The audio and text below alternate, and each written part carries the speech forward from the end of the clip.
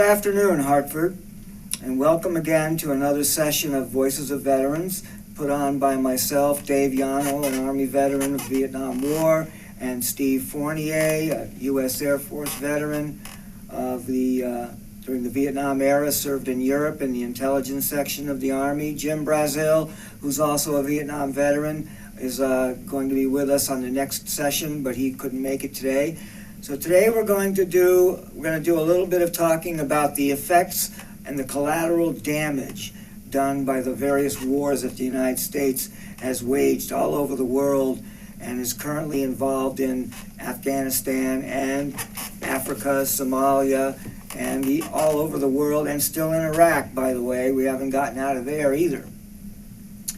So just recently, President Trump, using the powers of the presidency, decided to pardon several United States military veterans for crimes against humanity and illegal crimes committed, war crimes, if you will, committed by members of the armed forces of the United States.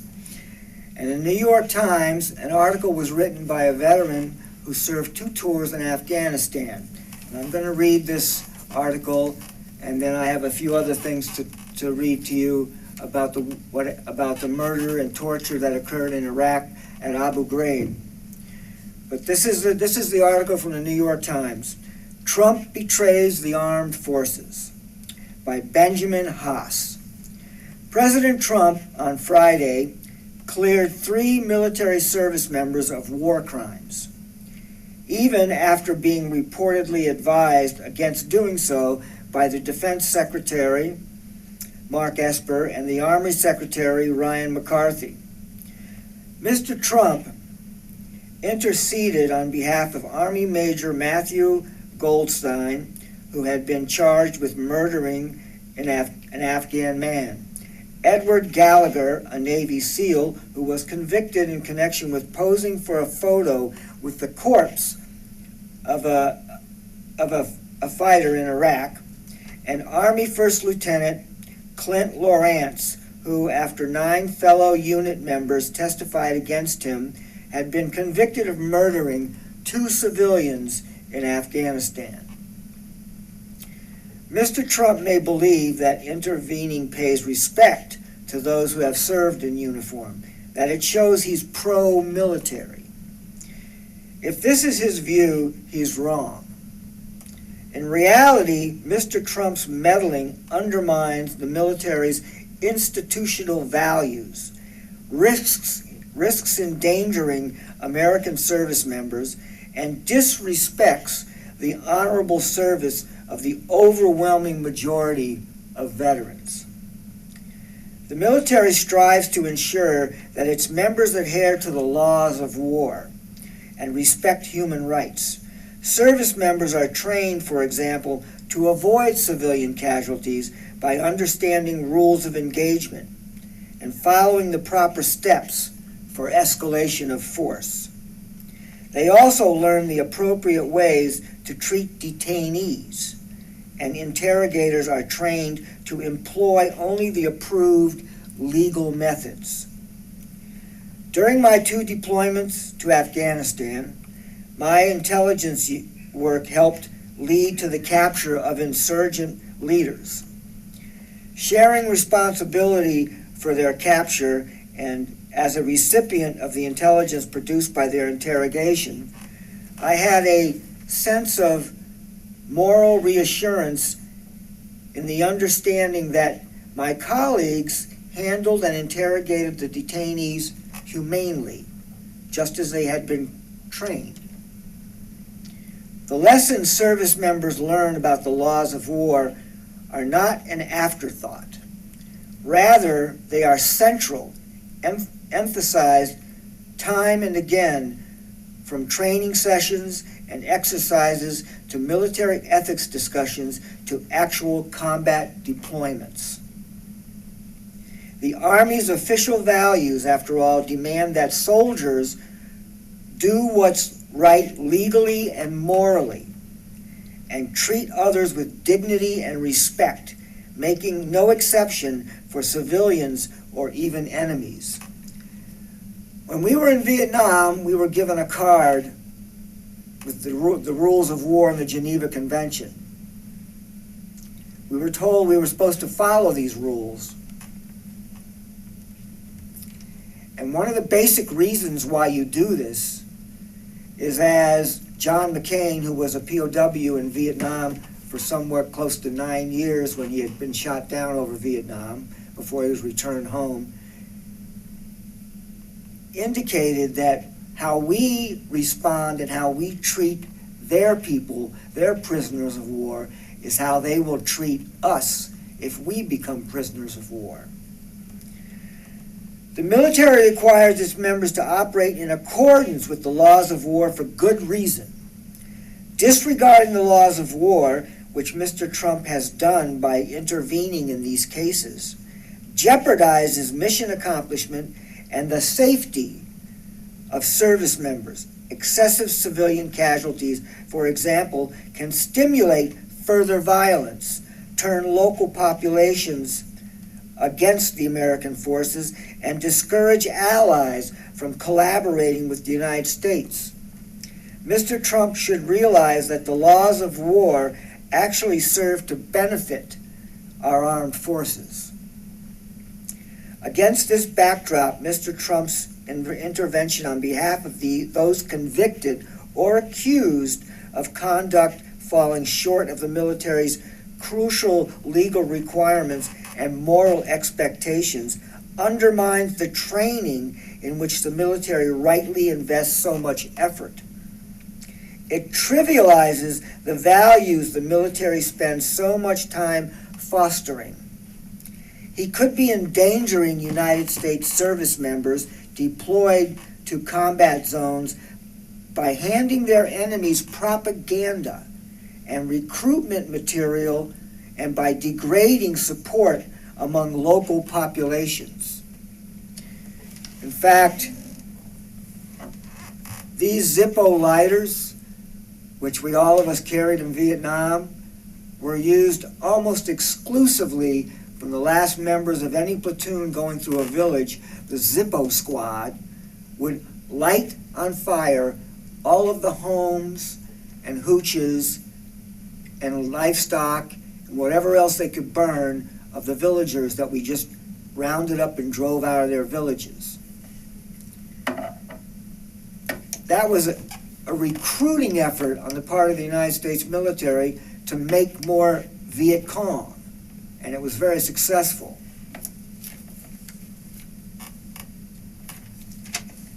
To be sure, war is complex, and service members accordingly face difficult moral choices under extraordinary pressure.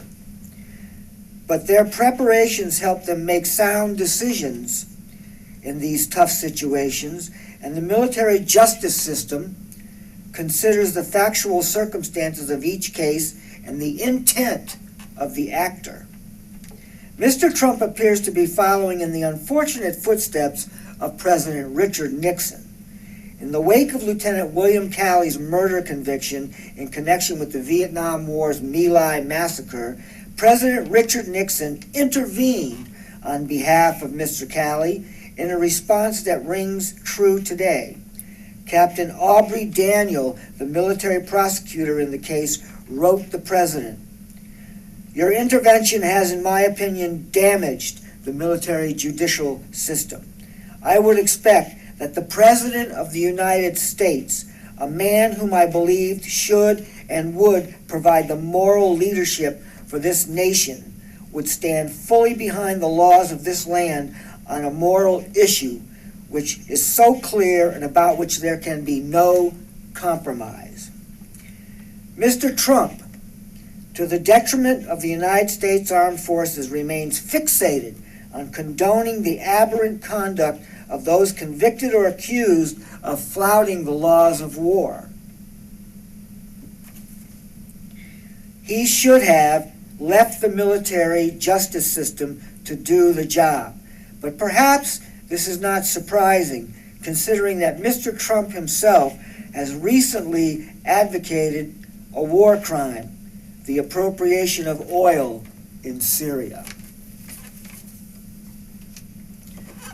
The fact that a veteran of the wars in Afghanistan would write this about the president should be alarming to the President of the United States. It should be a heads up to his entire White House staff that what he just did was to undermine the military justice system and the belief that American soldiers have been told and have a right to refuse an illegal order to kill civilians or to kill an unarmed, captured member of the enemy's forces.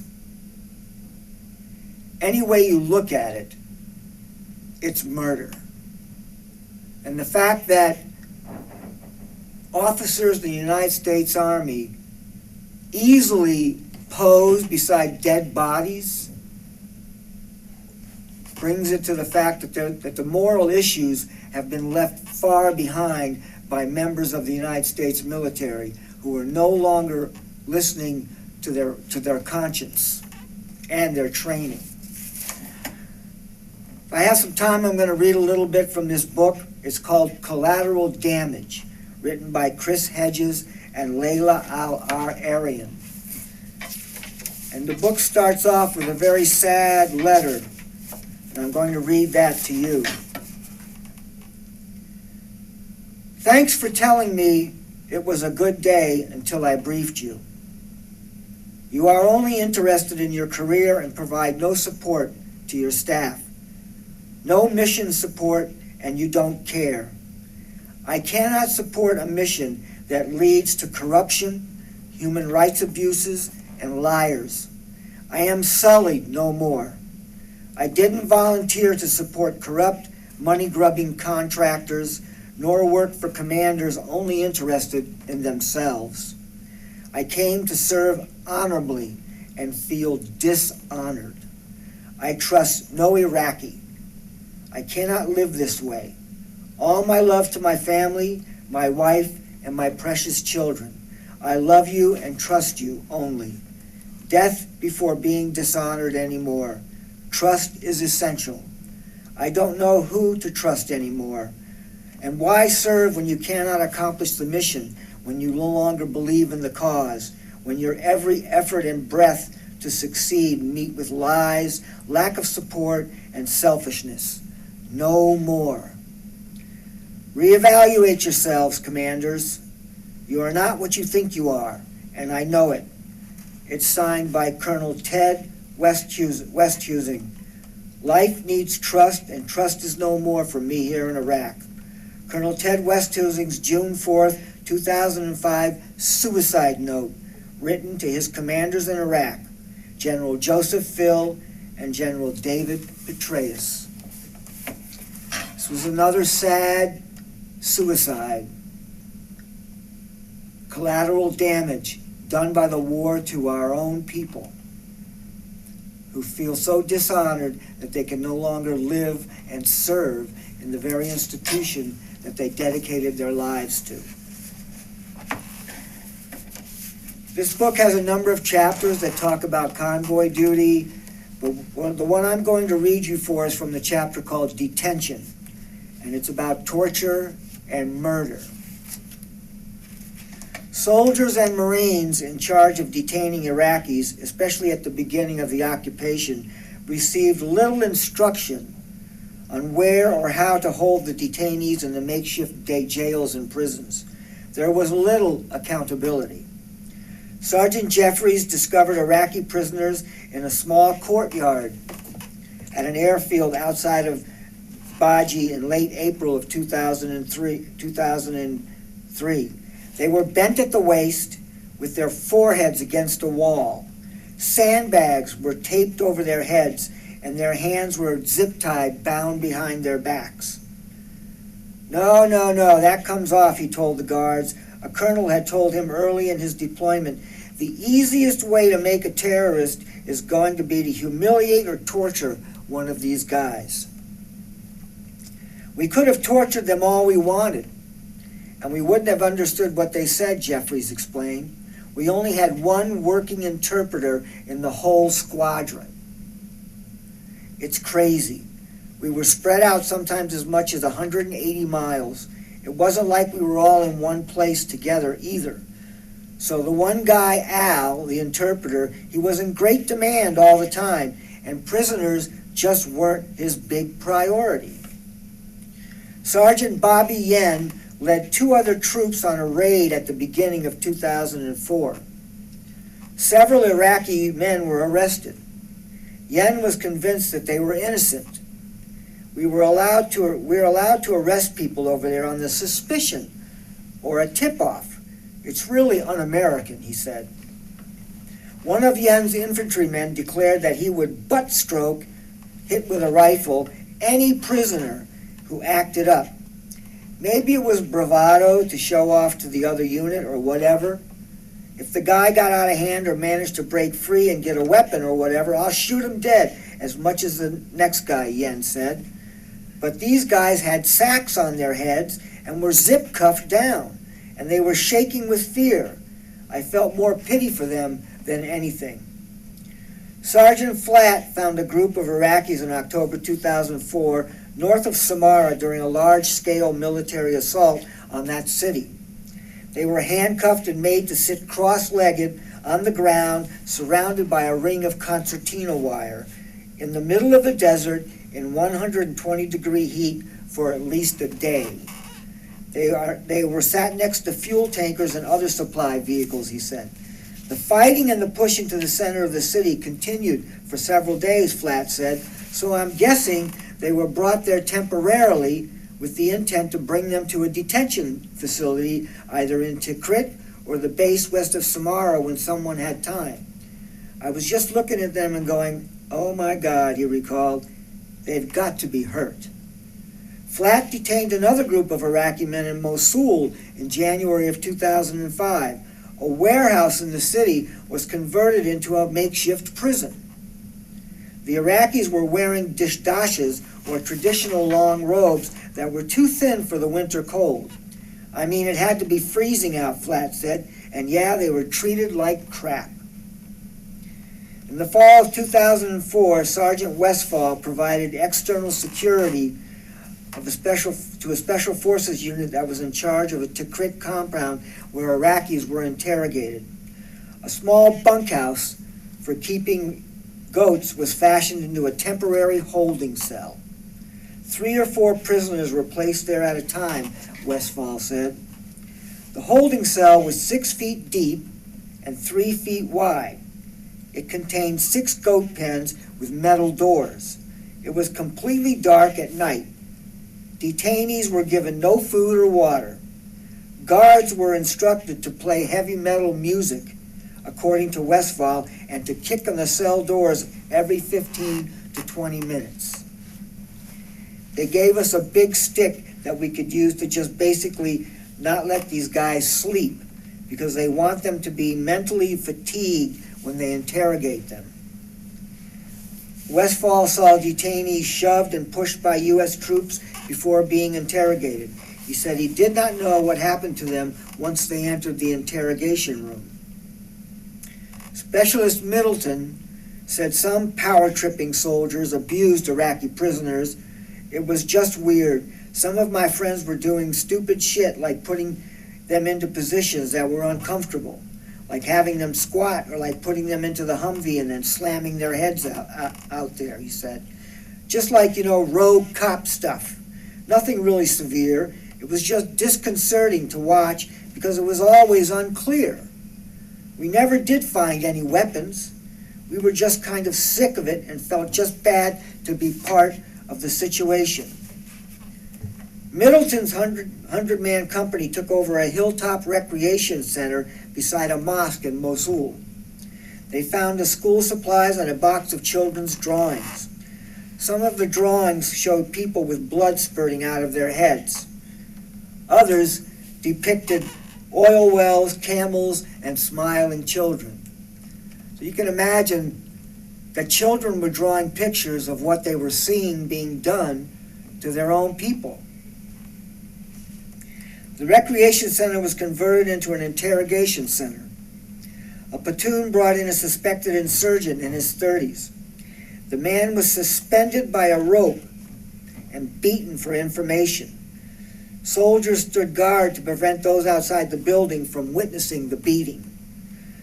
So we were kind of hanging out and walking around like, what's going on in here, Middleton recalled. You could just see like one light and you could hear noises and stuff. Middleton's friend, a fellow medic, treated the man for his interrogation injuries. Sergeant Joe Henry was a psychological operations specialist with the Minnesota National Guard. He was stationed at an enemy prisoner of war camp near Baghdad International Airport in 2003. The camp held petty offenders who had broken curfew or were caught with contraband. 2 prisoners tried to escape over the boundary wires on June 12, 2003, when Henry was sleeping. The sound of gunshots woke him. We were up and pretty much in a karate stance because it was well after midnight. All of a sudden we heard shots, and we didn't know exactly what was going on, so everybody jumped. A soldier with the 186th Military Police Company shot and killed one of the men. The other man, terrified, dropped to the ground to avoid getting shot, and he remained there until daylight. The prisoner, according to military investigation, was bleeding profusely from wounds to his chest, his back, and both legs. The report decreed that deadly force was authorized to prevent detainee escapes. The military police soldier responsible for the fatal shooting was absolved. Guards also were required, however, to use graduated force first, if possible, including shouting "Kif," which was halt in Arabic 3 times. The soldier had yelled halt or stop at the escapees twice in English. The Army concluded that he had accordingly fulfilled the spirit of the rules of engagement. The inmates should have understood the English words. Similarly, in Vietnam, we were taught several words that we were supposed to use, such as "Dong Lai," which means stop or halt. But you can't understand shouting and screaming in English if the language that the people are supposed to understand is their own native Vietnamese or Arabic.